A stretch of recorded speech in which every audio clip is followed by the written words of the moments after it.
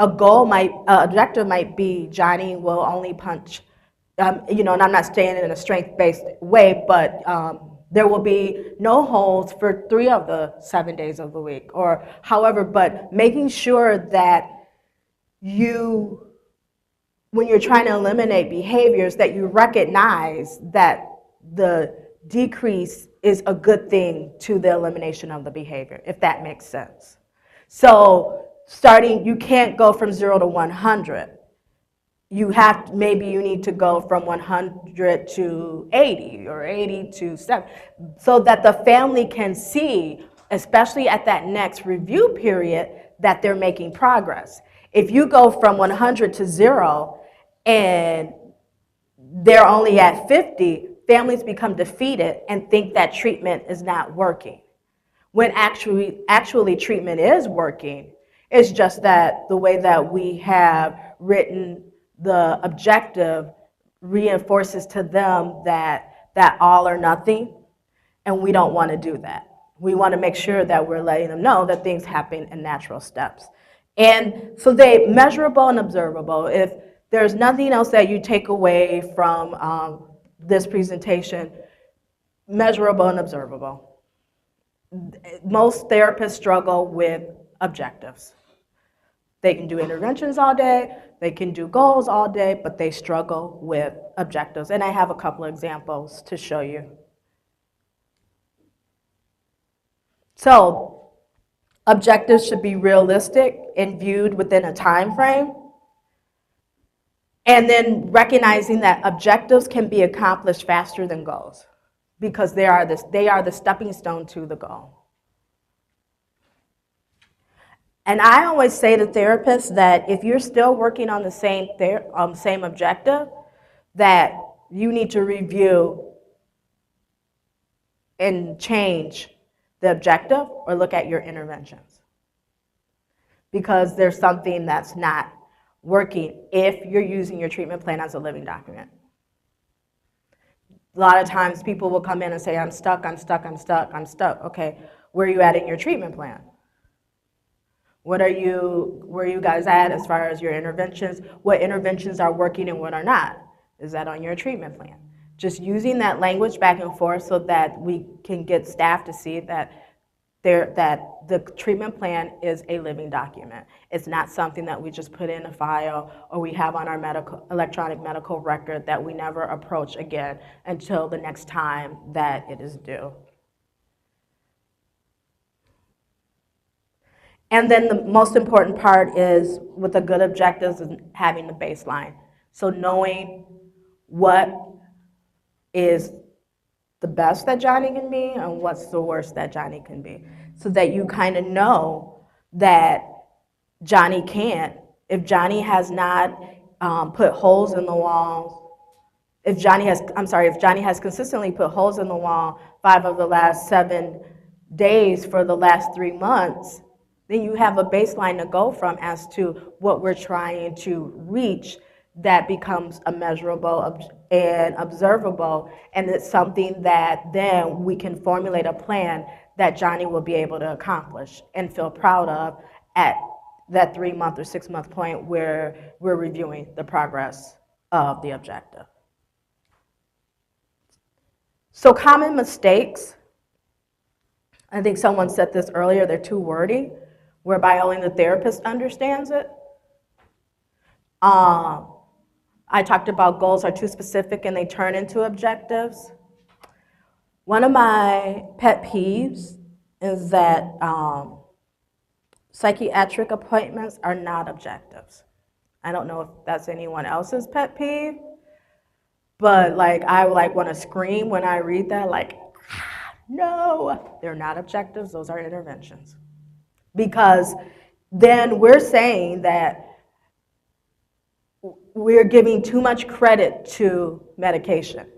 And we all know that medication is not a cure-all. Sometimes our families wish it was, but medication is not a cure-all. And so if you're putting that in the objective, then you're saying to the family, you're reinforcing that thought that medication is a cure-all. And if medication is a cure-all, we all would not have jobs. because then families would just be going to psychiatrists and therapy wouldn't be needed. Family wants to live a healthy lifestyle so that a client wants to live a healthy lifestyle so she can feel better about herself. Wants to resolve issues surrounding emotional, physical abuse. The client wants to improve communication. I did this, remember, person-centered planning, using the client's language, so, wants to improve so that they're not cussing all the time, using profanity all the time, or in quotes, cussing all the time. That may be the goal that they want to do. So just different things to help see the difference between goals and objectives. And we had a lot of discussion in the past couple of trainings about will and want. Will seems more directive, want seems more person-centered, strength-based. Some of our families, parents are dictatorial and they know they will do this, whatever. But, making sure you use quotes when it's family language. This is what the client said. This is what the parent said that they want to work on. So, clients want, that should be wants to improve. I'm sorry, I'm having a moment. They want to identify 3 ways that his mood affects his daily functioning. That's measurable.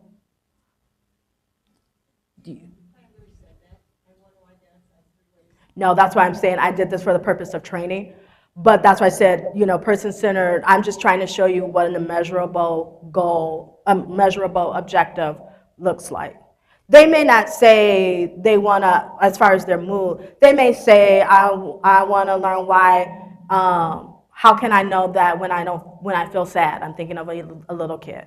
I want to learn 3 ways. So let's talk about learning some ways that you can figure out why you're sad or what makes you sad. But in your daily, going on at school, so that it's very specific to the problem and it's measurable. What makes it measurable? Because you're doing this daily. The 3 ways is measurable, and the observable is the client will be able to say, when my teacher yells at me, that makes me sad. When my mom yells at me, that makes me sad. When my brothers yell at me, that makes me sad. Or when my friends don't want to play with me when I go outside, that makes me sad. That's very measurable and observable. So what do we need to do to either mom not yelling, or maybe we need to work on teaching social skills about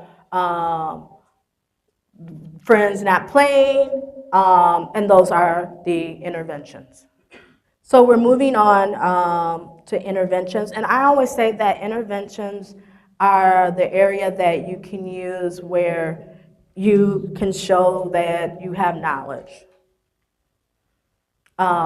Where you're talking about relaxation skills, where you may be talking about, for any of your staff that are going through the trauma-focused CBT training, where you're talking about prac skills, but it should be very specific to the treatment modality and the tools that you're using. So it could be education. It could be people, a lot of times staff will say, we'll be educating, we'll use CBT to talk to them about the cognitive triangle, or if you have RAP on the case, what's RAP gonna do? And the actions are to help the client complete the objectives. And if you complete the objectives, you're basically working to complete the goal.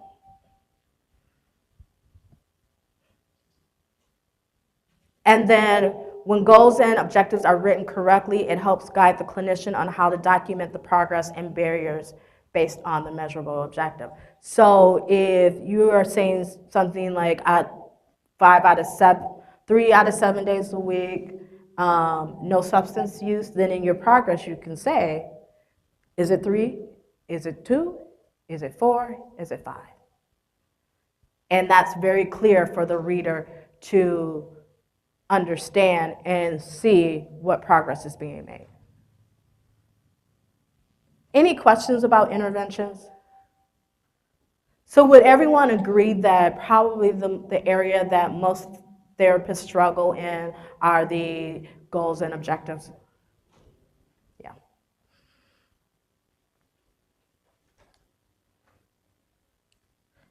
Just a quick note about progress notes.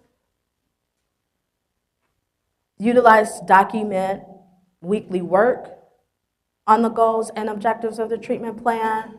Documents satisfaction with services, the success with the course of treatment, and gives the client the opportunity to state how they feel about treatment.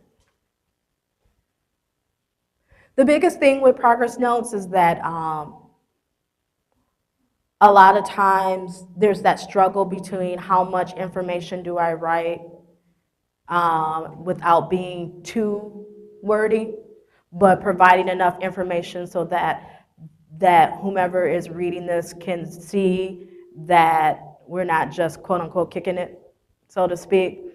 That's a lot of struggle for a lot of people. I always say that clinical documentation is an art. It's something that you constantly have to work on, and once you get it, you got it, but it is a struggle. I have staff that write the longest progress notes you could ever imagine because they think in their mind everything is important. And I always say to them, if you ever that file ever gets called up and you have to testify, you can't say you don't remember if it's all documented in there. So the biggest feedback is just making sure that that they're definitely hitting the basics, but that they're providing enough information that demonstrates that they're providing whatever service or using whatever intervention or working towards whatever goal or objective that they were going to. So just reminding staff that sometimes they're just the foundation, they're that first step, and then whomever's going to come in after them or how long they're in their program, then it's a building process. But you have to write plans that children and families can accomplish. Because if they can't accomplish it, then we're just reinforcing that they are, all the other, systems that are in their lives, school or DHS or the court or whomever, we're just reinforcing that they can't accomplish anything. And then they don't see treatment as a process.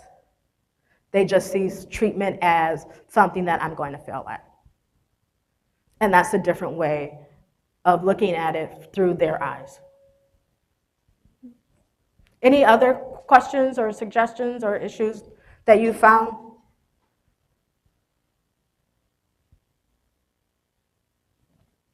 So one of the biggies is that I always say is that as supervisors, we have to reinforce the process of treatment planning and what it's for, and remind clinicians, therapists that it's a living document. It's almost like talking the talk, walking the walk, and that we're consistent in our feedback that we give them, so that they can see that this is a learning experience and that eventually when they get it and it makes sense. If you're getting 20, I always say 3 goals is achievable, and under each goal, 1 to 2 objectives is achievable, and under that, 1 to 2 interventions, that's achievable in the therapeutic process, not 5 goals with 5 objectives and 5 interventions for each objective. That is not achievable. and I'm done really, really early. I don't know how that happened.